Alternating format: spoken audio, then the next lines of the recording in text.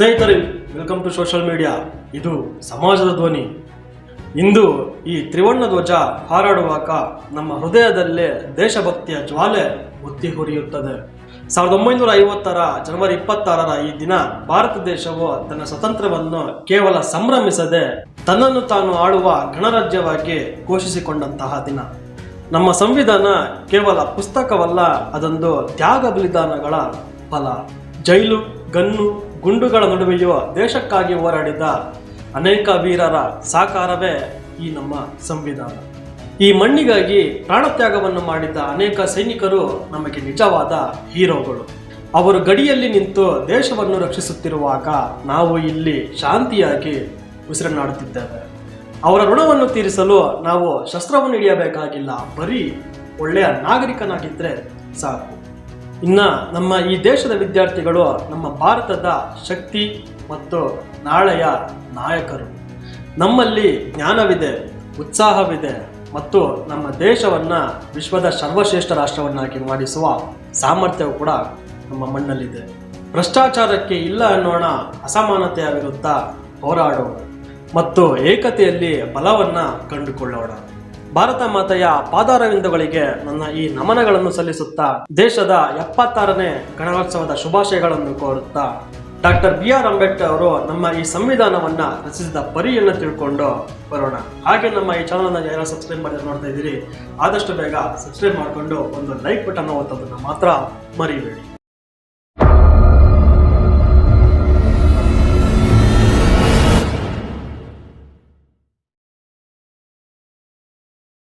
Doctor BR Ambedkar ಮತ್ತು ಭಾರತದ ಸಂವಿಧಾನ. ಭಾರತಕ್ಕೆ 1947ರಲ್ಲಿ ಸ್ವಾತಂತ್ರ್ಯ ಸಿಕ್ಕರೂ ಸಹ ದೇಶವನ್ನ ಹೇಗೆ ಆಳಬೇಕು ಅನ್ನೋದು ಒಂದು ದೊಡ್ಡ ತಲೆನೋವಾಗಿತ್ತು. ನಾಗರಿಕ ಹಕ್ಕುಗಳೇನು ಮತ್ತು ಕರ್ತವ್ಯಗಳು ಯಾವುವು ಎಂಬುದು ತಿಳ್ಕೊಳ್ಳೋದಕ್ಕೆ ಒಂದು ದೃಢವಾದ ಕಾನೂನು ಚೌಕಟ್ಟು ಬೇಕಾಗಿತ್ತು. ಅದಕ್ಕಾಗಿ ಭಾರತದ ಸಂವಿಧಾನದ ರಚನೆ ಅತ್ಯಂತ ಅವಶ್ಯಕವಾಗಿತ್ತು. 1946ರಲ್ಲಿ ಸಂವಿಧಾನ ಸಭೆಯನ್ನ ರಚಿಸಲಾಯಿತು. ಈ ಸಭೆಯಲ್ಲಿ ಅನೇಕ ಭಾಗಗಳಿಂದ ಚಿಂತಕರು, ನಾಯಕರು ಮತ್ತು ತಜ್ಞರು ಸಹ ಸೇರಿದ್ದರು. ಅದರಲ್ಲಿ ಪ್ರಮುಖವಾಗಿದ್ದವರೇ ಡಾಕ್ಟರ್ ಭೀಮ್ರಾವ್ ರಾಮ್ಜಿ ಅಂಬೇಡ್ಕರ್. ಅಂಬೇಡ್ಕರ್ ಅವರನ್ನು ಆಯ್ಕೆ ಮಾಡಿದ ಕಾರಣ, ಡಾಕ್ಟರ್ ಅಂಬೇಡ್ಕರ್ ಅವರು ಅತ್ಯಂತ ಪ್ರಖರ ಕಾನೂನು ಪಂಡಿತರಾಗಿದ್ದರು. ಲಂಡನ್ ಸ್ಕೂಲ್ ಆಫ್ ಎಕನಾಮಿಕ್ಸ್ ಮತ್ತು ಕೊಲಂಬಿಯಾದ ವಿಶ್ವವಿದ್ಯಾಲಯದಲ್ಲಿ ತನ್ನ ವಿದ್ಯಾಭ್ಯಾಸವನ್ನ ಮುಗಿಸಿದ್ದರು.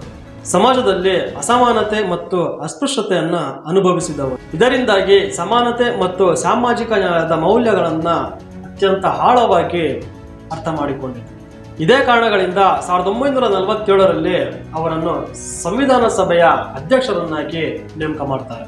ಸಂವಿಧಾನ ರಚನೆಯ ಸಮಯದಲ್ಲಿ ಭಾರತ ಎದುರಿಸುತ್ತಿದ್ದ ಸವಾಲುಗಳು, ದೇಶ ವಿಭಜನೆಯ ನೋವು ಮತ್ತು ಗಲಭೆಗಳು, ಜಾತಿ ಧರ್ಮ ಭಾಷೆಯ ಆಧಾರದ ಮೇಲೆ ಭಿನ್ನತೆ, ಅಕ್ಷರ ಅಜ್ಞಾನ ಮತ್ತು ಬಡತನ, ಸಾವಿರಾರು ವರ್ಷಗಳ ಸಾಮಾಜಿಕ ಅಸಮಾನತೆ.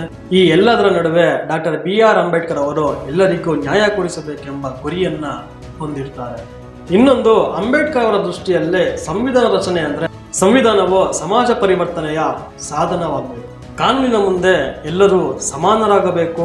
ಅದರ ಪ್ರತಿಫಲವಾಗಿ ಮೂಲ ಹಕ್ಕುಗಳು, ಸಮಾನತೆ, ಸ್ವಾತಂತ್ರ್ಯ ಮತ್ತು ಧಾರ್ಮಿಕ ಸ್ವಾತಂತ್ರ್ಯ, ರಕ್ಷಣೆಗಳು, ಇದರಿಂದಾಗಿ ಸಂವಿಧಾನಾತ್ಮಕ ಬಲವಾದ ವ್ಯವಸ್ಥೆ ಹೊಂದಿರಬೇಕು ಎಂದು ನಂಬಿದ್ದರು.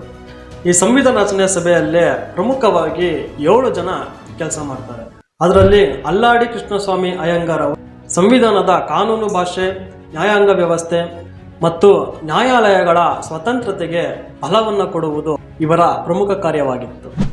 ನ್ಯಾಯಾಲಯಗಳ ಸ್ವತಂತ್ರತೆಗೆ ಬಲವನ್ನು ನೀಡಿದರೆ KM ಮುನ್ಷಿ ಅವರು ಮೂಲ ಹಕ್ಕುಗಳಲ್ಲಿ ಪ್ರಮುಖ ಕೊಡುಗೆಯಾದ ಸಂಸ್ಕೃತಿ, ಧರ್ಮ ಹಾಗೂ ನಾಗರಿಕ ಸ್ವಾತಂತ್ರ್ಯದ ವಿಷಯದಲ್ಲಿ ಪ್ರಮುಖ ಸಲಹೆಗಳನ್ನ ಕೊಡ್ತಾರೆ. ಗೋವಿಂದ ಸ್ವಾಮಿ ಅಯ್ಯರ್ ಅವರು ಆಡಳಿತಾತ್ಮಕ ವ್ಯವಸ್ಥೆ ಮತ್ತು ಕೇಂದ್ರ ರಾಜ್ಯ ಸಂಬಂಧಗಳ ರೂಪುರೇಷೆ, ಹಣಕಾಸು ಮತ್ತು ಆಡಳಿತದ ವಿಧಿಗಳನ್ನ ನೋಡ್ಕೊಳ್ತಾರೆ. ಇತ್ತ ಸೈಯದ್ ಮೊಹಮ್ಮದ್ ಸದುಲ್ಲಾ ಅವರು ಅಲ್ಪಸಂಖ್ಯಾತರ ಹಕ್ಕುಗಳು, ಧಾರ್ಮಿಕ ಸ್ವಾತಂತ್ರ್ಯ ಮತ್ತು ಈ ಎಲ್ಲದರ ವಿಷಯದಲ್ಲಿ ಸಲಹೆಗಳನ್ನ ಕೊಡ್ತಾ ಇರ್ತಾರೆ. BN ರಾವ್ ಅವರು ಸಂವಿಧಾನಾತ್ಮಕ ಸಲಹೆಗಾರನಾಗಿ ವಿಶ್ವದ ಹಲವು ದೇಶಗಳ ಸಂವಿಧಾನವನ್ನು ಅಧ್ಯಯನ ಮಾಡಿ ಅದರ ಮಾದರಿಯನ್ನ ತಿಳಿಸಿಕೊಡ್ತಾ ಇದ್ರು. ಇವರೆಲ್ಲರ ಸಹಕಾರದಿಂದ ಡಾಕ್ಟರ್ BR ಅಂಬೇಡ್ಕರ್ ಅವರು ಜಾತಿ ಭೇದ, ಅಸ್ಪೃಶ್ಯತೆಯ ವಿರುದ್ಧ ಕಠಿಣ ಕ್ರಮಗಳನ್ನ ತೆಗೆದುಕೊಂಡು ಬರ್ತಾರೆ. ಆದ್ದರಿಂದ ಸಭೆಯಲ್ಲಿ ಉದ್ಭವವಾದ ವಾದ ವಿವಾದಗಳಿಗೆ ಕಾನೂನಾತ್ಮಕವಾಗಿ ಹೋರಾಡಿ ಅವರ ಬಾಯಿಯನ್ನ ಮುಚ್ಚಿಸ್ತಾರೆ. ಸಂಪೂರ್ಣ ಸಂವಿಧಾನದ ರೂಪುರೇಷೆಯನ್ನು ತಯಾರಿಸಿ ಮೂಲ ಹಕ್ಕುಗಳು, ಸಮಾನತೆ, ಸಾಮಾಜಿಕ ನ್ಯಾಯಕ್ಕೆ ಬಲವನ್ನ ತುಂಬುತ್ತಾರೆ. ಆದ್ದರಿಂದಲೇ ಇವರನ್ನ ಭಾರತದ ಶಿಲ್ಪಿ ಎಂದು ಕರೆಯುತ್ತಾರೆ. ಸುಮಾರು 2 ವರ್ಷ 11 ತಿಂಗಳು 18 ದಿನಗಳ ನಂತರ ಭಾರತಕ್ಕೆ ಡಾಕ್ಟರ್ BR ಅಂಬೇಡ್ಕರ್ ಅವರು ಸಂವಿಧಾನವನ್ನ ತೋರಿಸ್ಕೊಡ್ತಾರೆ ಮತ್ತು 1950 ಜನವರಿ 26ರಂದು ಜಾರಿಗೊಳಿಸುತ್ತಾರೆ. ಹಾಗೆ ಅಂಬೇಡ್ಕರ್ ಅವರು ಒಂದು ಮಾತನ್ನು ಕೂಡ ಹೇಳ್ತಾರೆ, ಸಂವಿಧಾನ ಎಷ್ಟು ಉತ್ತಮವಾಗುತ್ತದೋ ಅದನ್ನ ಅನುಷ್ಠಾನಗೊಳಿಸೋರು ಅಷ್ಟೇ ಕೆಟ್ಟವರಾದರೆ ಅದು ವಿಫಲವಾಗುತ್ತದೆ ಅಂತ. ಡಾಕ್ಟರ್ BR ಅಂಬೇಡ್ಕರ್ ಅವರು ಕೇವಲ ಒಂದು ಸಂವಿಧಾನವನ್ನು ರಚನೆ ಮಾಡಿಲ್ಲ, ಅವರು ನ್ಯಾಯ, ಸಮಾನತೆ ಮತ್ತು ಮಾನವ ಗೌರವದ ಭಾರತಕ್ಕೆ ಅಡಿಪಾಯವನ್ನ ಹಾಕಿದ್ದಾರೆ. ಇಂದು ನಾವು ಉಸಿರಾಡುತ್ತಿರುವ ಈ ಪ್ರಜಾಪ್ರಭುತ್ವ ಅವರ ದೂರದೃಷ್ಟಿಯ ಪ್ರತಿಫಲ ಅಂತಾನೆ ಹೇಳ್ಬೋದು.